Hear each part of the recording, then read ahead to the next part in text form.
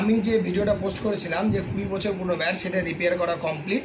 আমার এই ভিডিওটা পুরোটা দেখবে, কারণ আমি শেষের অংশটুকুতে কিভাবে রিপেয়ার করেছি সেটাও দেখিয়ে দেবো। তো এখন আমি যেটা দেখাচ্ছি সে ব্যাটটার কি অবস্থা ফাইনালি করেছি সেটা একবার দেখো।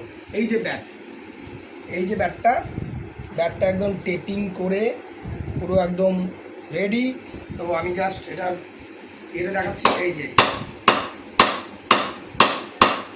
এটা আবার কিন্তু সেই পুরোনো দিনের রূপটা ফিরে পেয়েছে।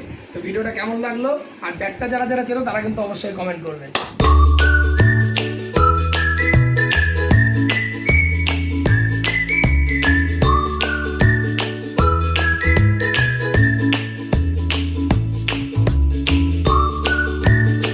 সেই 20 বছর আগেকার ব্যাট যেটা দেখলে তোমরা, এটার কাজ কমপ্লিট, একদম ফুল রেডি, আবার ম্যাচ খেলার জন্য রেডি এটা।